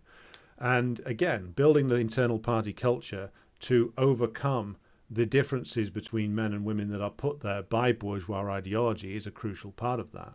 My other objection to this is that it seems that for many of the people who call themselves socialist feminists, which I think is a contradiction in terms, because feminism is a movement of the Enlightenment. It's a movement born out of, yes, the more radical end of bourgeois ideology, but I don't think you can combine it with socialism. I think a proper communist should be somebody who's taken on the legitimate points that the various feminists from Wollstonecraft onwards have made, but that builds that into a practical communist politics. And what you get with a lot of the Marxist groups in Britain in particular is that they'll all have, sometimes anyway, women's sections, women's meetings. They'll all pander to socialist feminism, as they did back in the day. They'll all pander to the idea of having separate organizations for women. It doesn't make a blind bit of difference in terms of these organizations' internal cultures. They're still rotten and dominated by a clique of dodgy reactionary men. And so, this is something that I think has been tried at various different stages. And to come back to Zuleika's point, I think it's just enables them to tick a box and say, we've done this radical thing. We've put the women in a section over there. Now, guys, let's get on with the meeting. So I don't think it does anything to build women's confidence up either. I mean, I've seen in the trade union movement, inexperienced younger female comrades actually gain in confidence and be able to actually argue their point and present things to an audience of older men who they might not have had the confidence to previously. Because, without wanting to blow my own trumpet too much, we've managed to create a culture inside my old union branches that enabled less experienced both men and women to step forward and say, this is my point of view, this is what I want to argue, this is where I disagree with you, because we actually gave them the level of training and helped them attain a certain political level that enabled them to express that and enabled them to argue it, and imposed a certain discipline on the group whereby everybody's point of view was responded to properly and not just slapped down or sneered or laughed at or ignored. And so I don't regard this as necessary at all. I think it's something which has been tried in many different areas, and I don't think it leads to positive results for women in Marxist organizations or women in the trade union movement either, to answer your question about that. So I will pause because this seems to have generated a lot of comments. Zuleika, yes, I completely agree with your point. I'm not reading out the comment about bonus holes. That just seems like our friend there is joking. Zuleika said, I think we need men and women having social discussions respectfully together. However, I think things like women's communist magazines and literature are good. Okay, that's a good point. I think that's something that we can definitely do with. Sneak says, all the porn we'll ever need exists at this point. The only way to sell it is as an advertisement for specifically available escorts. Well, porn and prostitution need to be banned, and certainly should be in a socialist society. Jerry says, I used to attend Labour Party women's sections in the 90s. The discussion was more political than mixed branch and constituency and more comfortable. We were a branch of the constituency. That's an interesting point. I mean, my comeback to that, I mean, I don't doubt that it might have been better for you to discuss in those groups, but did it? I mean, I don't think it led to anything more positive in the Labour Party, to be blunt about it. I mean, in your experience of it, I don't doubt was more positive, but I don't think it seemed to have made a more positive example for working class women in the Labour Party. I don't think it led to anything better there, but correct me if I'm wrong, and more positive things did come out of it. So no OnlyFans co-ops. No, definitely not. Jason, my comrade from the Class Consciousness Project, says, in my experience in the trade union movement, every group of self-organised along the lines of protected characteristics have failed to forward the aims of any of those groups. In my experience, that's also true. And also what it does do, though, is it forwards certain people's careers who identify into those groups. It's a very good career path for junior bureaucrats. Muniz says, contemporary gender discussions only enhance and enforce conservative ideas of gender roles. Yes, that's very correct. Jason says further, not only have they failed, and they've only served to buttress the identity politics that modern trade unions are completely consumed by. I think that's very much my experience as well.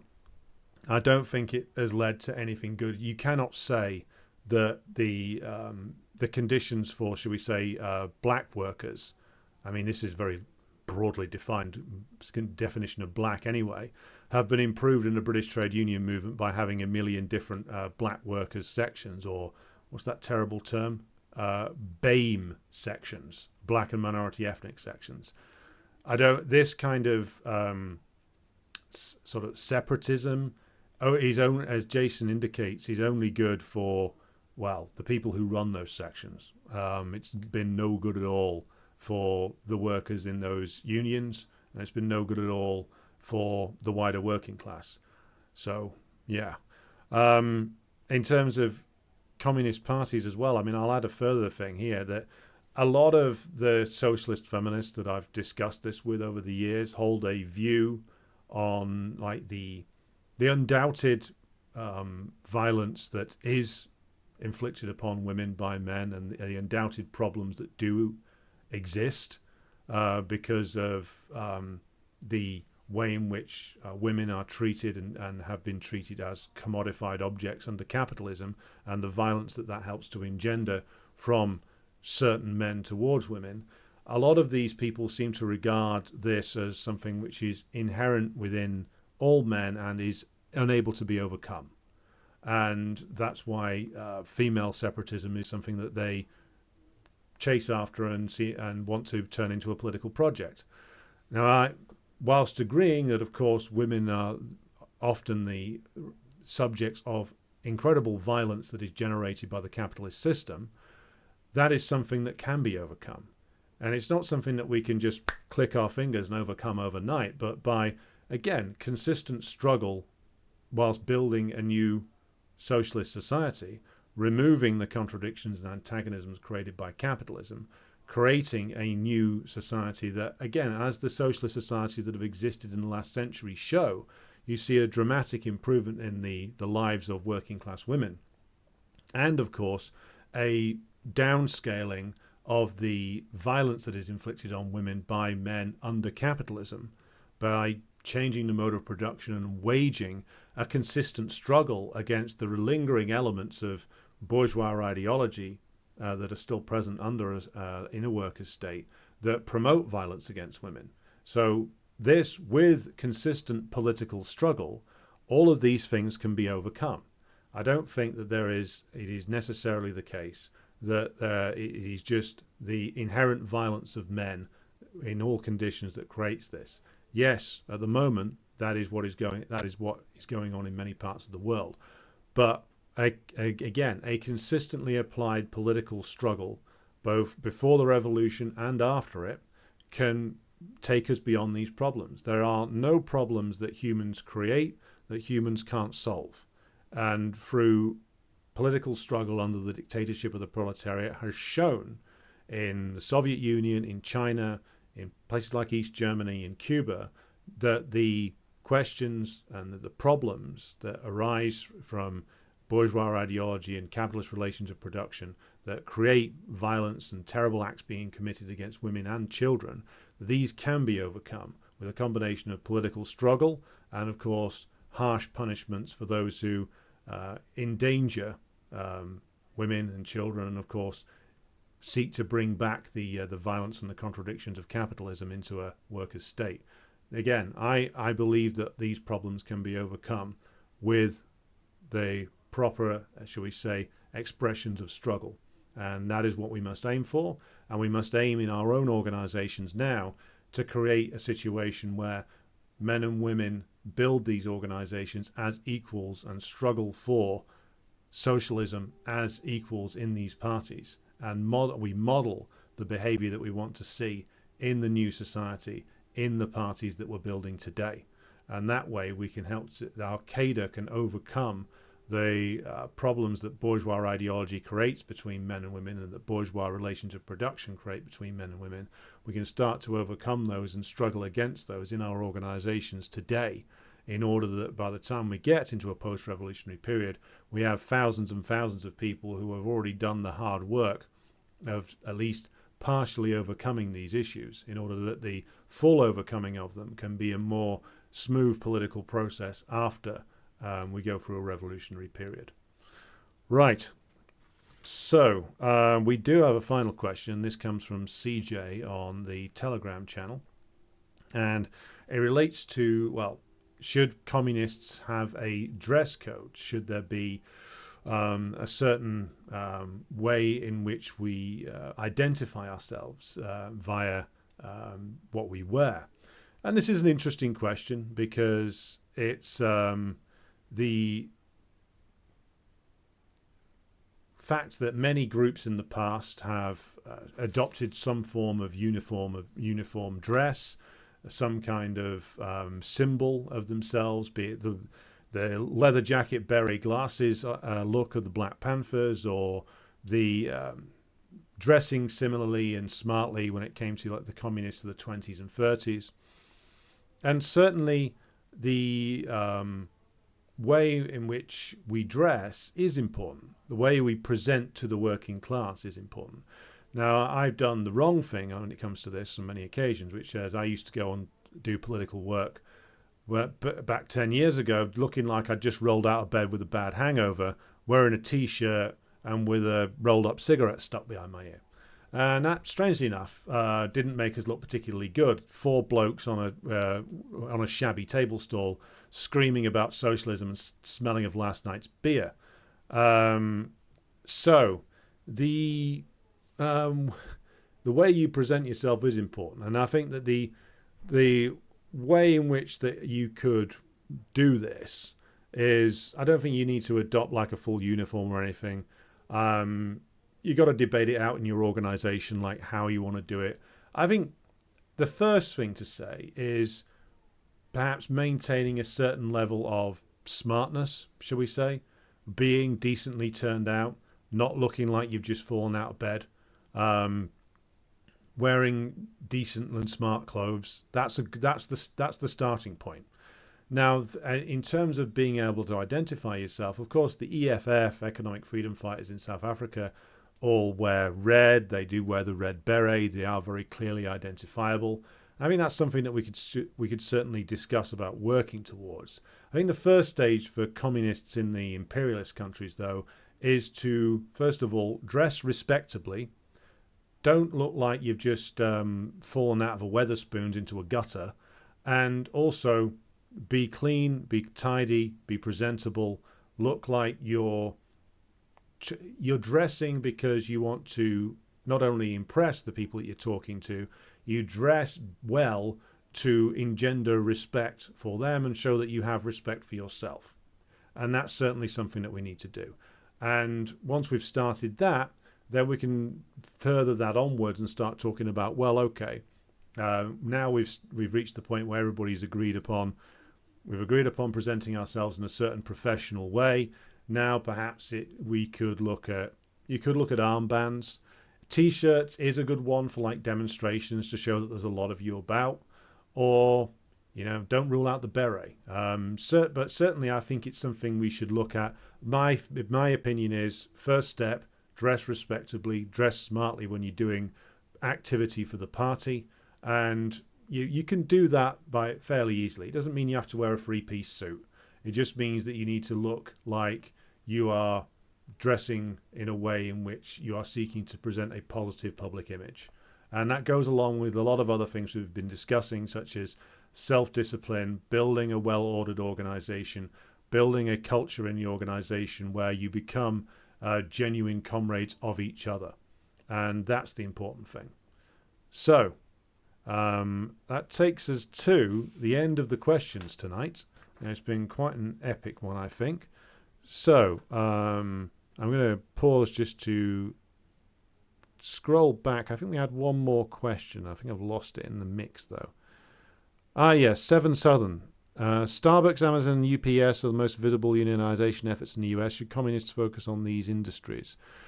Well, I'm not going to give prescriptions for another country. There's plenty of American communists in the chat. But certainly when it comes to workers in struggle, where there's building class struggle and there's building, that communists should be going along and talking to workers in dispute, certainly. And certainly should be trying to get people into the into these places, or recruit people from these places into our organizations. The difficulty in the United States is that there's not one single communist organization at the moment. But yes, workers in struggle should be something that we're aiming to influence, aiming to talk to, aiming to bring our ideas to them. So yes, certainly it should be a focus of our activities, but needs to be done in the right way. So I'll just see if there's anything else. Muniz says, and I think Muniz is joking here, no, communism will be 100% perfect. Day one after the revolution, everyone equal, everyone love, easy peasy. Yeah, well, that, strangely enough, is the is the way in which a lot of people do seem to regard these things. As Mao said, and as Stalin said, the class struggle intensifies after the revolution. The political struggle that necessitates the dictatorship of the proletariat is going to be a hard one to wage, and you need to be clear with people that it's going to be a struggle to build this new society, and there will be influences from the old society that want us very much to fail, hence the necessity of the struggle. And the worst thing that the revisionists, one of the worst things the revisionists did, was to pretend that struggle was over, in contradiction of the reality. Like Khrushchev says, now we're a state of the whole people and there's no more struggle anymore. Denying the class struggle, of course, disarms the working class, which is what Khrushchev did. Grey at all times? No, mate, I don't think so. No man buns? I'm vetoing that personally, and that's not just jealousy. Though I did see a balding guy with a man bun recently. It was a terrible sight. We should have pamphlets on this and repairing clothing. Actually, it's not a bad point. Speed metal band shirts. Look, you want to wear a speed metal band shirt, you wear it in your own time. Men make sure not to wear dresses that are not revealing. I think men just make sure not to wear dresses, mate. No Eddie Izzards here. Ash says, once a communist who used to be active in North Sudan asked us why another socialist group members who dress like they are from the Industrial Revolution, so let's not dress like that either. Yeah, we don't need steampunk aesthetics. No, I mean, I know some people are fond of pocket watches, but stovepipe hats, etc., we probably don't need to do that. Dressing respectably and professionally doesn't mean dressing like, no frock coats necessary. You don't need to recreate the stylings of Marx and Engels. Just need to read their works and take it seriously. No Oliver Cromwell over the knee boots. Well, until we've got a cavalry section, Red Star Betty, we don't need that either. Don't rule out the need for a new model army, though. Okay, that brings us to the end of the Q&A for this week. There has been a lot of ground covered there. I've certainly enjoyed doing it. I hope you've enjoyed listening along to it as well. I will thank everybody who submitted questions, both on here and on Patreon. And it only remains for me to thank everybody who's come along in the chat tonight and everybody who's contributed. So Kevin, Irish Partisan, Jerry, Lavitz, Slava, Roddy, Jay, D, Massimiliano Urbani, Zuleika, Red Star Betty, Jay over there in Salford, Dingo Ate Me Baby, CJ in Richmond, Virginia, Jason, comrade from the Class Consciousness Project, Kai, Harry Price, Peter, Muniz, and I'm trying to see if I've missed anybody out there, Ash down in Melbourne, President Jesus. Okay, I'm aware I've missed a few comments here. So, if I've missed any comments, and I agree with President Jesus, no Nathan J. Robinson shit. Definitely no Nathan J. Robinson, politics or sartorial-wise. Okay, thank you everybody for joining. This will be posted up on the Patreon in audio form later tonight. But until we meet again, which will be tomorrow, I will say farewell. Reminder that tomorrow the live stream is going to be a bit different because I'm going to be in discussion with Don Corter from the Revolution Report. Thank you to Slava for helping to organize that. And that's going to be taking place, I believe it's going to be about, let's think. He said 9 o'clock Moscow time. So what I'll do is I'll stick a link up on Twitter and Telegram for that. And you'll get the notifications coming through. So be sure to tune in. Going to be an interesting discussion. I may jump online if I've got time afterwards. So thank you to everybody. And we'll be back again tomorrow in a slightly different form.